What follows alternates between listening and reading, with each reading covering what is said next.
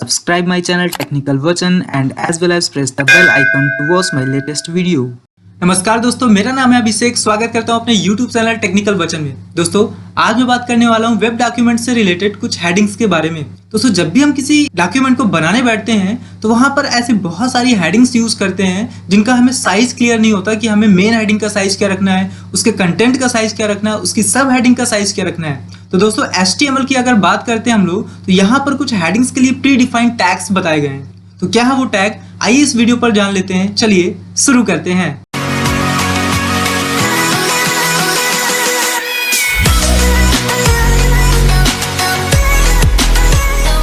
चलिए दोस्तों, बात कर लेते हैं हम लोग हेडिंग टैग्स की। तो यहाँ पर हेडिंग टैग्स कंटेनर टैग होते हैं जिनका प्रयोग इंपॉर्टेंट टॉपिक को हाईलाइट करने के लिए किया जाता है, जिसे आप वेब पेज पर प्रदर्शित करना चाहते हैं। जब आप टेक्स्ट को हेडिंग टैग के अंदर रखते हैं तो यह बोल्ड फॉर्मेट में ब्राउजर पर दिखाई देता है और जो साइज होता है टेक्स्ट का वो नंबर ऑफ टैग पर डिपेंडेंट होता है, यानी कि किस नंबर का आप टैग यूज कर रहे हो, कौन सा टैग यूज कर रहे हो, उसके साइज पर डिपेंडेंट होगा टेक्स्ट का साइज। और यहाँ पर अगर हम बात करते हैं तो 6 अलग अलग प्रकार के हेडिंग टैग्स होते हैं जिनको H1 से H6 तक रिप्रेजेंट किया जाता है। और अगर बात करते हैं साइज की तो यहाँ पर H1 सबसे लार्जेस्ट साइज कंटेन करता है और वहीं अगर बात करते हैं H6 की तो ये सबसे लोवेस्ट साइज का टैग होता है। तो ये थे हमारे कुछ जो है पॉइंट्स है हेडिंग टैग से रिलेटेड। और अगर हम देखते हैं इनको टैग किस तरीके से रिप्रेजेंट करते हैं तो यहाँ पर मैं एक लिस्ट शो करने वाला हूँ जो कि आप देख रहे हैं H1, H2, H3, H6।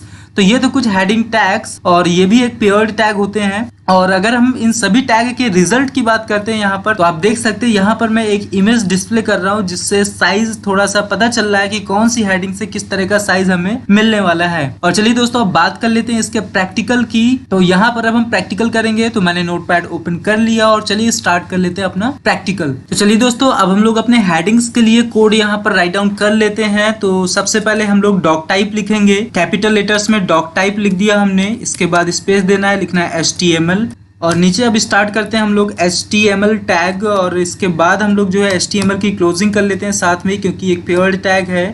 और HTML के बाद जो है अब इसके head section and body section को स्टार्ट कर लेते हैं। तो यहाँ पर मैंने स्टार्ट कर लिया हेड सेक्शन और यहाँ पर इसकी क्लोजिंग कर लेते हैं। और हेड सेक्शन के बाद हमने स्टार्ट कर लिया यहाँ पर बॉडी सेक्शन और बॉडी सेक्शन की भी क्लोजिंग कर लेते हैं साथ पे। इसके बाद फिर हम हेड के अंदर जाकर के जो है कोडिंग करेंगे। तो ये हो गया बॉडी सेक्शन और ये आ गया हेड सेक्शन में। यहाँ पर हम लगाने वाले हैं टाइटल और टाइटल को क्लोज कर लेते हैं हम लोग। और टाइटल के अंदर जो है हम कंटेंट यहाँ पर रखने वाले हैं हेडिंग टैग्स। आज हम हेडिंग टैग्स की बात कर रहे हैं तो ये आज हमारा टाइटल हो गया।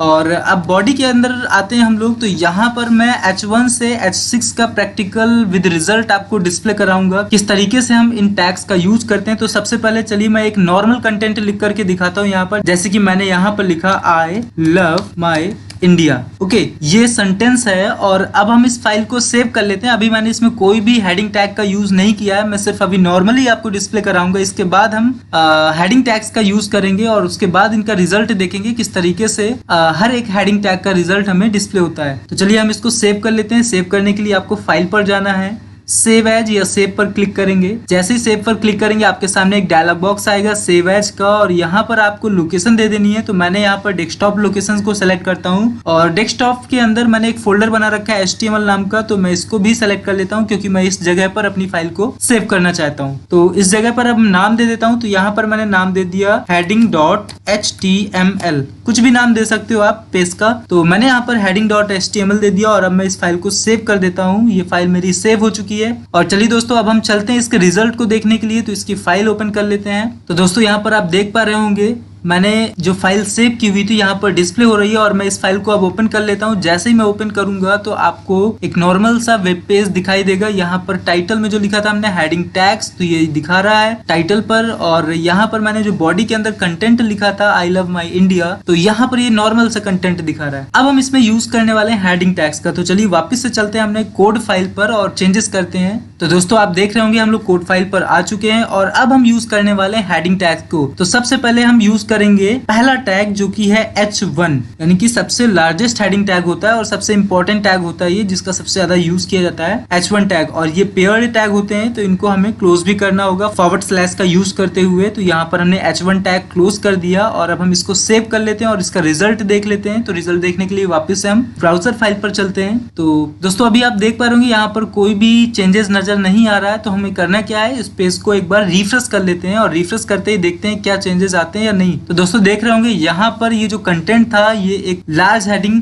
ले चुका है, इसका साइज इंक्रीज हो चुका है, बोल्डनेस आ चुकी है इस पे। तो ये था हमारा H1 हेडिंग टैग। इसी प्रकार दोस्तों हम आगे के दूसरे टैग भी यूज करके देख लेते हैं किस प्रकार इनका जो है साइज चेंज होता है और कौन सा हेडिंग सबसे बड़ा साइज रिप्रेजेंट करती है। तो चलिए वापस से चलते हैं अपने कोड फाइल पर और बाकी के टैग्स लगा करके देख लेते हैं हेडिंग टैग्स के। तो दोस्तों यहाँ पर हम आ चुके हैं और अब यहाँ पर हम बाकी के टैग्स यूज करने वाले हैं H1 के आगे H2, H3, H4 समथिंग। तो यहाँ पर इसके लिए मैं इस लाइन को ही रिपीट कर लेता हूँ, कॉपी पेस्ट कर लेता हूँ। तो मैंने इसके लिए सेलेक्ट कर लिया इसको, Ctrl+C शॉर्टकट की यूज कर लिया कॉपी की, या फिर आप एडिट मेन्यू पर जाकर के कॉपी ऑप्शन को सेलेक्ट कर सकते हो यहाँ पर। तो मैंने कॉपी ऑप्शन सेलेक्ट कर लिया है और अब मैं इसको पेस्ट कर लेता हूँ यहाँ पर। 6 हेडिंग टैग्स के लिए मैंने 6 बार इसको रखा हुआ है और अब हम लोग यहाँ पर H2, H3 ये बाकी के हेडिंग टैग्स लगा करके देख लेते हैं। H2 हो गया, इसी प्रकार H3 हो गया, H4 हो गया and H5 and then last H6। तो दोस्तों यहाँ पर मैंने सभी हेडिंग टैग्स अप्लाई कर दिए, कंटेंट सेम रखा हुआ है, कोई भी चेंजेस नहीं किया है यहाँ पर। और अब हम इस फाइल को सेव कर लेते हैं। तो फाइल पर जाकर के सेव ऑप्शन पर क्लिक कर देंगे या फिर इसकी शॉर्टकट की यूज कर सकते हो आप Ctrl+S। और वापस से चलते हैं अपने इसके रिजल्ट फाइल पर, ब्राउजर फाइल पर, और देख लेते हैं इसका फटाफट रिजल्ट क्या आने वाला है। तो चलिए चलते हैं ब्राउजर फाइल पर। दोस्तों हम लोग ब्राउजर फाइल पर आ चुके हैं। अभी फिलहाल यहाँ पर कोई चेंजेस नजर नहीं आ रहा है। तो हम लोग को एक बार पेज को रिफ्रेश कर लेना है इसके बाकी के रिजल्ट को देखने के लिए। तो दोस्तों यहाँ पर देख पा रहे होंगे आप लोग सबसे लार्जेस्ट हेडिंग टैग जो कि H1 है, वो उसकी हेडिंग आप देख रहे होगे, उसका जो कंटेंट है सबसे लार्जेस्ट दिख रहा है। इसके बाद H2, H3, H4, H5 and last H6। तो दोस्तों आप लोगों को समझ में आ गया होगा कि किस तरीके से हम लोग हेडिंग टैग्स का यूज करते हैं। अब बात आती है हम लोग कौन से हेडिंग टैग का यूज किस टाइम पर करेंगे। तो दोस्तों जब भी हमें किसी लार्जेस्ट हेडिंग का यूज करना होता है तो हम H1 का यूज कर लेते हैं, या फिर अगर हमें किसी सब हेडिंग का यूज करना है तो हम H2 या H3 में यूज कर लेते हैं। और अगर हमें किसी कंटेंट को रिप्रेजेंट करना है या नॉर्मल कंटेंट लिखना है तो फिर उसके लिए हम लोग H6, H5 या फिर H4 पे हम किसी भी एक हेडिंग टैग का यूज कर सकते हैं। तो दोस्तों ये थे हेडिंग टैग्स। आई होप आपको ये बहुत ही अच्छे तरीके से समझ में आए होंगे। दोस्तों अगर ये वीडियो आपको पसंद आया है तो इसे लाइक करें, कमेंट करें और ज़्यादा से ज़्यादा शेयर करें। मिलते हैं नेक्स्ट वीडियो में, तब तक के लिए नमस्कार।